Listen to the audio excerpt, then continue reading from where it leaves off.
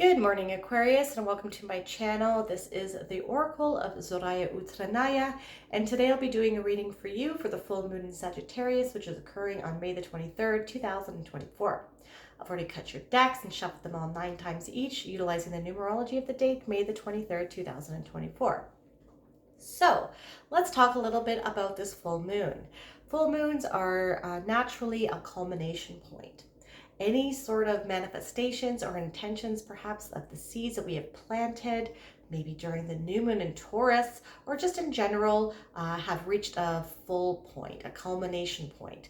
As the moon grows, as it waxes and gets bigger and bigger, so do our intentions and our manifestations, and our seeds that we have planted are given a chance to germinate and grow. Okay, so during this full moon, we are being encouraged to make some room, to do a little bit of weeding in order to withdraw anything that might be suffocating on our ability to reach our full bloom and our full potential. This might look like cleaning out your space, your house, cleaning closets, cleaning under your bed, making space for getting rid of anything old that doesn't serve you anymore, to make space for newness to come in. You know, that's metaphorically speaking is something that you can do with your mind as well. What doesn't serve you in your life? What sort of habits? What sort of foods perhaps that don't serve you well, that you can that impede on your ability to function at your highest potential? You want to get rid of these things so that you can allow yourself to utilize the energies to get to your full potential. Okay, I'm sorry, I'm a little bit off today, as I hope that this isn't affecting your ability to watch me. Okay, so that being said, what is the archetype of Sagittarius? Sagittarius is the philosopher of the zodiac. He seeks higher education. He likes to expand his knowledge. He's the seeker of knowledge. He doesn't like to stay in one place all the time. He likes to travel. He likes to seek out new experiences. So how can you expand your mind and try something new and think outside the box? We are being encouraged to seek joy in our lives and to understand that we are not put on this earth to just work and die. If you were to create a perfect world for yourself, that you can be comfortable and have everything you need and to have an income coming in, what would your life look like? What kind of job or like purpose would you have that you would love doing every day that wouldn't seem like a job to you? We're being called to step into our true authenticity here, and we are being called to not take life or ourselves too seriously. Okay, so let me just get a sip of water before I get your first card. All right, we are starting off with the Lovers here. Stepping in our true authenticity and not relying on external loci of control.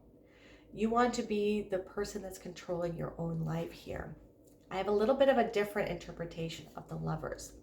And it's based on the Cathar and the kind of Gnostic Christian version of the Old Testament, and the allegory here of the Garden of Eden.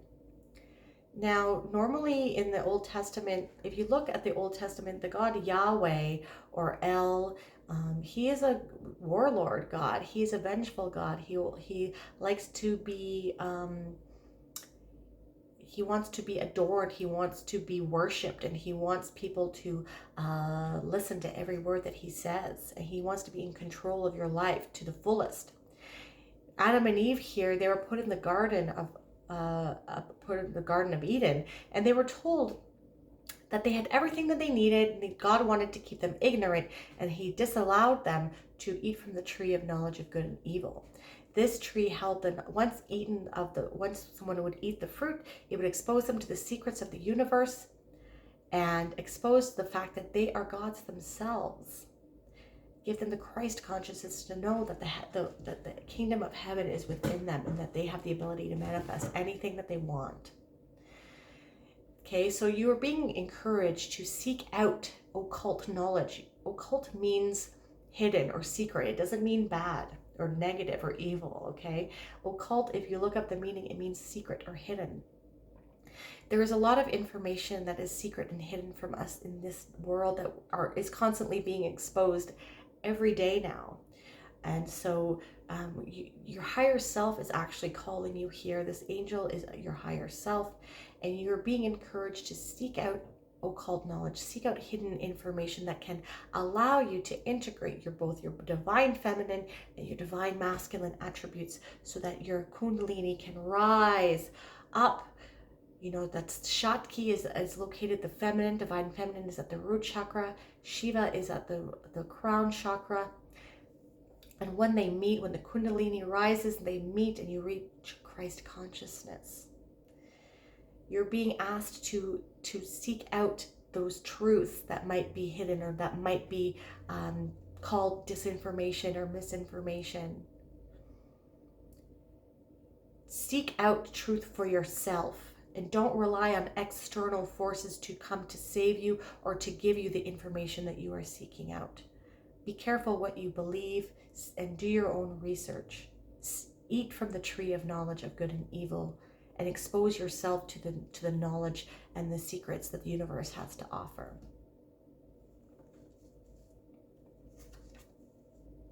Wow, this is a lot similar to the Libra reading, because any sort of limitations that are put on you that you might be holding you back, you have the power to escape from. Any sort of restrictions or stuckness that you might be feeling is actually self-imposed, okay? The information is out there for you to set yourself free. That's going to look different for everybody here, because this is a general reading. But the swords here, the swords signify ideas, thoughts. What kind of ideas and thoughts are holding you back that you have of your own? You see here how she's entombed here in a cage. It seems like a cage of swords, but it goes only halfway around her. And they are not even close together. She is tied up in this tether that is loose around her body, and so is the blindfold that is on her eyes. She's being kept blind from the fact that the answer to her questions and her problems lies with her. She can actually just lean up against one of these swords and escape from her tether. She can actually just push her way out of it. They're not tied tight. Then she could take off the blindfold and see for herself that she's actually not trapped. She's not trapped in the garden, okay? She can just walk out of this. The swords go just halfway around her body. So she needs to get out of this place because the tide is coming in. And if she sticks around and waits too long for an external person or an external government or an external religion to come and save her, she's going to die. So the power is with you, Aquarius. The power is within you to save yourself by exposing yourself to knowledge that is available for you to take. And what is Sagittarius? Sagittarius is the seeker of knowledge, of higher education, of philosophy. He questions everything. So you're being encouraged to step into this archetype. And then we have here the Five of Swords. The Five of Swords can indicate losses and or gains depending on your circumstance. But knowing that any sort of loss that is incurred, is that a word? Is temporary, and that there's always opportunities and different perspectives that come from losses.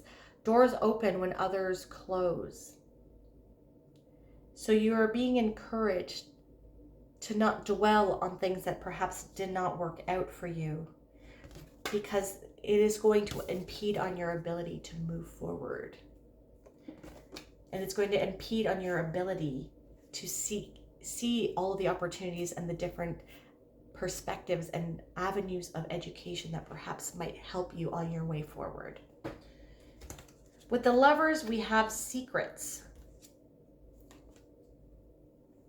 Yes. What was I just talking about? With secret knowledge and occult knowledge and hidden knowledge. There's secrets. You see there, she has the key to the secrets of the moon, of the universe.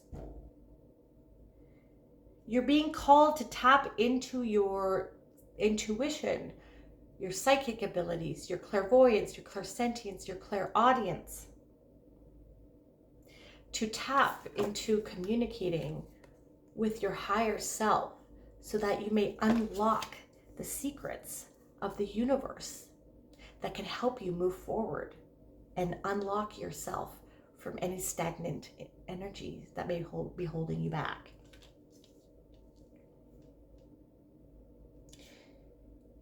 You see how she is standing on this stool here, and it is like really above. I don't know if you can see that, but it's really above like the world. And she's gaining a different, like a really high bird's eye perspective of how the world really works. And it might make you feel defeated when you start seeing these truths coming out. Step into the archetype of Sagittarius, and instead of feeling defeated or that you're trapped in this world because nothing is what it seems and you didn't see the truth before, instead seek out knowledge. Keep pursuing more truths and more knowledge, because this is going to be the key that sets you free. And you're going to be free like a bird. The freedom, like free like a bird, okay? You're setting yourself free and you're exposing yourself to different sorts of knowledge. You're not relying on anything external to tell you what is and what isn't. You are figuring things out for yourself, my dear Aquarius. And this is allowing you to have wings, and is allowing you to sing your true authentic song like a bird. You are stepping into your true authentic self here, and it is not always roses when you step into your authenticity, because it means shedding all of the aspects of yourself and your personality that you once thought you were, but you are not. You're setting your past selves that perhaps at one time served a purpose, but now you are elevating in consciousness, and you have a different perspective on life, and you're being called to not shy away from being who you really are. Okay? And then we have, can you hear me? So another thing about your voice, speaking your truth, gaining knowledge and speaking your truth and not censoring yourself. If everyone did this, we would be in a totally different paradigm, and we are moving paradigms right now. You might feel like a fish out of water, but know you carry your home on your back. You are all that you need. You and your brain and your ability to seek out knowledge. Step into your true authenticity and speak your truth. And ask the world, can you hear me? And if they cannot, speak louder. Very deep. This ended up being very deep.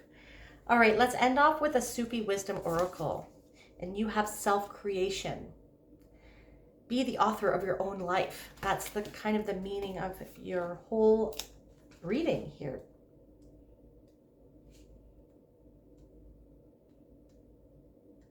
All right.